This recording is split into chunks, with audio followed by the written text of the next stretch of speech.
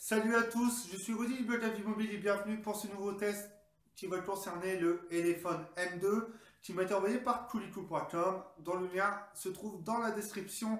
Alors j'avais déjà testé le Elephone M1, est-ce que le M2 est mieux? Niveau design, niveau performance et surtout niveau qualité d'écran, vous le saurez tout de suite dans ce test.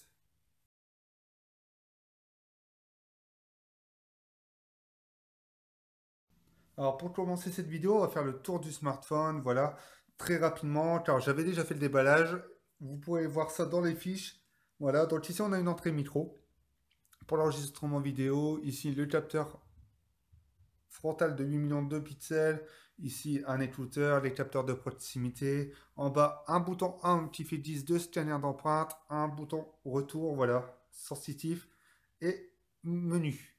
Donc sur le côté gauche, nous avons ici, voilà, je fais un petit focus, voilà, un bouton power et les boutons volume qui sont plutôt sympas, voilà, au toucher légèrement cranté.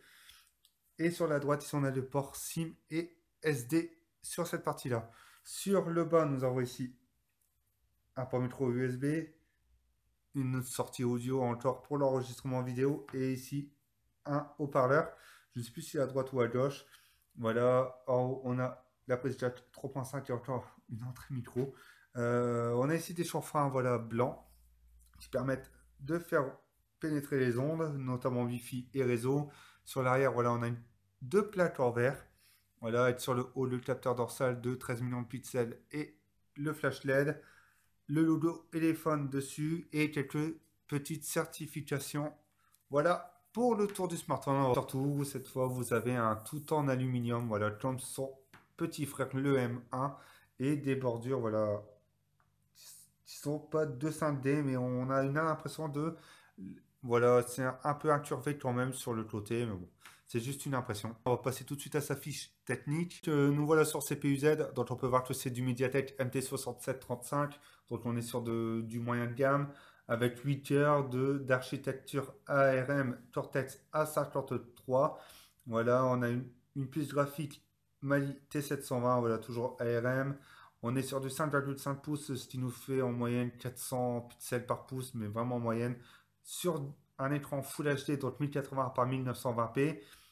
On a en tout 3 Go de RAM et 32 Go de mémoire interne. Pour l'écran, on est sur de l'IPS, voilà, en OTG, donc de 5,5 pouces, de 1920 par 1080p. Qui est plutôt agréable dans l'ensemble. Et pour les couleurs, voilà, c'est toujours la même chose. Je me répète à force. Voilà, on est sur quelque chose de plutôt beau, mais pas trop non plus. Voilà, les noirs sont pas profonds, les blancs tirent légèrement, mais c'est vraiment très léger sur le gris. Voilà, les blancs sont meilleurs que les noirs. Mais dans l'ensemble, on a un très bon écran et on a un confort de visualisation qui est plutôt agréable. Pour l'interface, on a donc ici de l'Android 5.1 Lollipop. Voilà, dès le démarrage. Je pense pas qu'il y aura une mise à jour. Généralement, il n'y en a pas trop. Donc ici, voilà, Android 5.1 Lollipop. Sur une version totalement stock, voilà.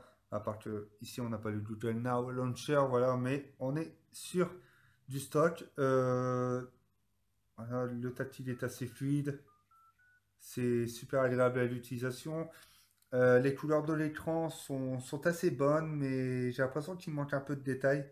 Mais c'est vraiment léger, hein. Vous ne le verrez sûrement pas d'utilisation, mais à force d'utiliser d'autres smartphones, j'ai peut-être cette impression de manque de détails, voilà. Mais sinon, dans l'ensemble, c'est plutôt beau. Voilà, je vais vous montrer le clavier. Voilà, on est vraiment sur un clavier d'Android pur. C'est plutôt, c'est réactif, c'est agréable à l'utilisation. Voilà, l'écran est assez confortable et il est assez agréable à utiliser. La prise en main de l'écran est bonne. Voilà, surtout que il n'y a pas beaucoup de bords. Voilà, je vais rallumer l'écran. Je vais plutôt mettre de la couleur. Voilà, vous pouvez voir que les bordures noires ne sont pas énormes en fait, et le produit est assez fin. Donc ça rend vraiment la sensation de l'ergonomie agréable. On va voir maintenant le scanner d'empreinte, voilà, qui se trouve juste sur le bouton Home. Vous voyez, voilà, vous avez le Hot Note aussi, qui permet de pouvoir envoyer des fichiers comme le NFC. Voilà, ça, c'est ce qui remplace le NFC. Donc ici, on va voir la sécurité. On va l'activer. Donc, je vais mettre mon empreinte. Ouais, c'est assez réactif quand même. Pour même très rapidement. Jamais été déçu sur les smartphones chinois des scanners d'empreintes. C'est plutôt bien fonctionné dans l'ensemble. Voilà, on y arrive. Généralement, il faut bien une quinzaine de coups, hein, voilà. Donc, code PIN, 4x0. Vous n'allez pas me le prendre de toute façon. Voilà, afficher toutes les notifications. C'est bien. Est-ce que c'est réactif? Alors, ouais, c'est. Voilà. Faut vraiment bien placer le milieu de source, vous voyez, pour pouvoir ouvrir. Parce que si vous le mettez vraiment comme ça, un peu sur le bord, voilà, ça va une erreur. Mais ça fonctionne plutôt bien dans l'ensemble, voilà. C'est encore une bonne chose à dire sur un produit. Alors maintenant, la chose la plus intéressante, on va passer au multimédia, notamment avec la caméra.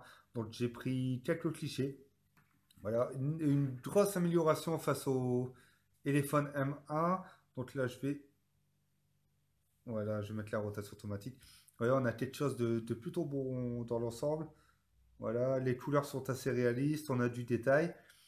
En zoom, là, vous voyez, j'ai pu faire le focus ici, mais vous n'allez pas le voir à la nu. En tout cas, les échantillons seront mis sur YouTube et ce sera dans la fiche juste ci-dessus. En zoom x4, voilà, on a quand même du détail, mais il en manque quand même.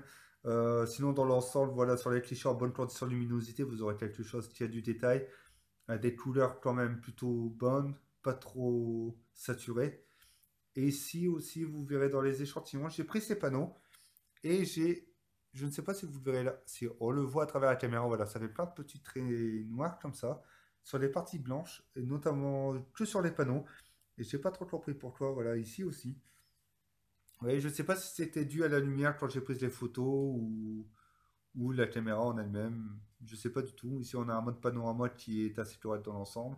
Sinon, les couleurs sont plutôt bonnes et j'étais plutôt surpris face au M1. Pour le capteur photo, je voulais juste vous signaler que voilà qu'on est sur un capteur de chez Sony, donc le IMX 214, et c'est ce qu'on retrouve sur beaucoup de smartphones de ce genre chinois, mais également aussi dans les moyens de gamme, voilà, sur toutes les marques européennes.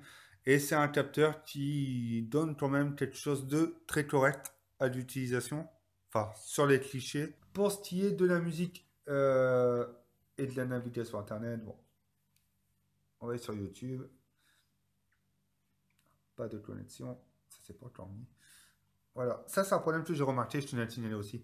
Voilà, au niveau de la Wi-Fi, je suis obligé de... Parce que j'ai deux antennes Wi-Fi donc, sur ma box. Et apparemment, je suis obligé de la connecter, voilà, moi-même sur la deuxième. Donc, si vous avez une box comme la mienne, donc avec deux antennes, vérifiez toujours à relancer la Wi-Fi parce qu'elle ne se mettra pas toute seule. Elle restera bloquée sur la deuxième. Ok. Euh, Ça, c'est un vieux tweet en plus. Ouais, c'est un très vieux tweet. Voilà. Bon, ok. Je vais vous mettre. Ah bah, dis donc, ça ne s'arrête pas. Euh, donc, sur le 1080p, excusez-moi. Ok, j'ai essayé le scanner d'empreinte. Voilà. 80. C'est parti.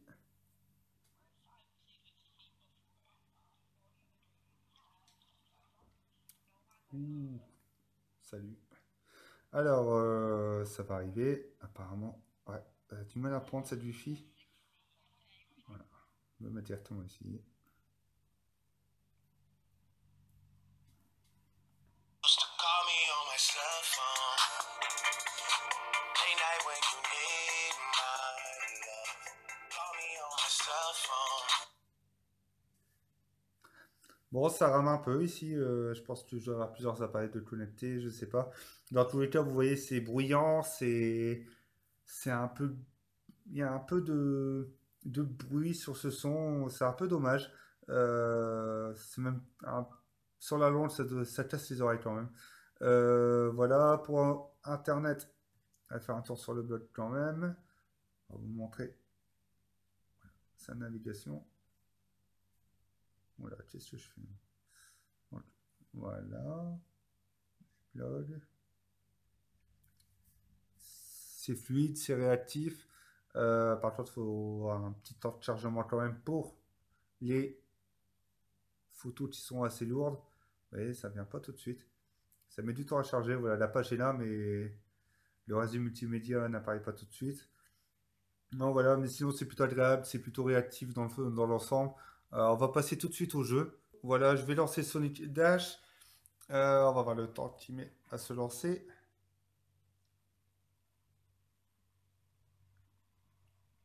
Généralement, sur ce type de smartphone, voilà, on a 30 bonnes secondes.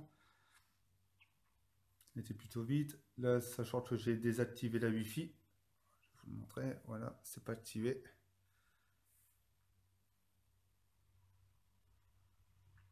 Voilà. Peut-être baisser le son. Vous voyez, les couleurs sont plutôt bonnes. Voilà, je vais essayer de faire un petit focus dessus. Voilà. C'est plutôt. Les couleurs sont assez vives. Non, c'est plutôt agréable. Voilà, sur le jeu, c'est plutôt agréable. Par contre, il commence à chauffer un petit peu. J'ai l'impression que l'aluminium chauffe assez vite sur ce produit. Et voilà, on va jouer encore quelques secondes. On va passer ce niveau. Voilà. Ça vite fait. Je vais pas le laisser en arrière-plan parce que je sais que si je le laisse en arrière-plan, ça va prendre. Beaucoup de batterie. Voilà. Donc, menu, on va quitter. Voilà.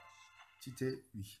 Voilà, et de toute façon, on va passer tout de suite à l'autonomie. Donc, pour l'autonomie, avant, on va faire un petit tour des benchmarks. J'ai fait quelques screenshots. Voilà, donc j'avais fait ça. Pour le GPS, vous voyez, 22 en vue, 17 d'utilisé. C'était plutôt. Ouais, c'est bon dans l'ensemble, voilà. 22, 16. Tout dépend de l'endroit où vous êtes, mais ça c'est correct. On est sur un store de 38 000 sur Antutu et 22 274 sur Cadran. Voilà, on est vraiment sur de l'entrée de moyen de gamme. Pour la batterie, ça tout de suite. Vous voyez, j'ai joué quoi? Une minute à tout casser. J'étais à plus de 40% l'ayant chargé, vous voyez, et je suis déjà descendu. Voilà, je vais zoomer pour que vous puissiez vraiment le voir.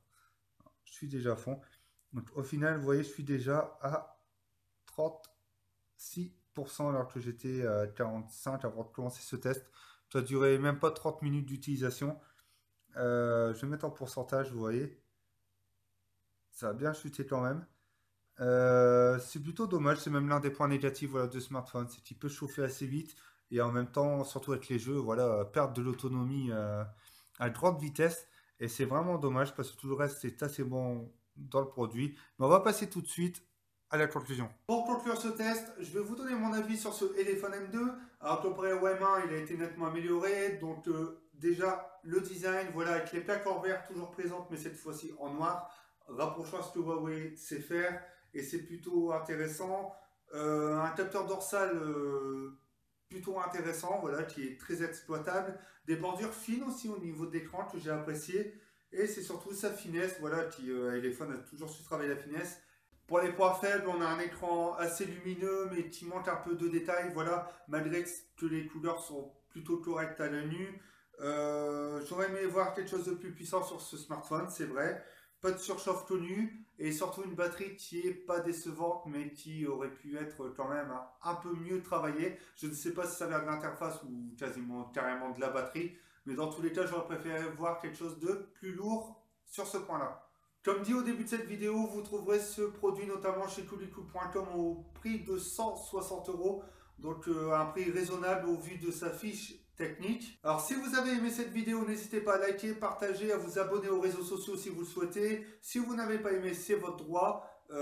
N'hésitez pas à me dire pourquoi, n'hésitez pas à commenter, à me poser vos questions, j'y répondrai. Et moi je vous dis à bientôt pour un nouveau test.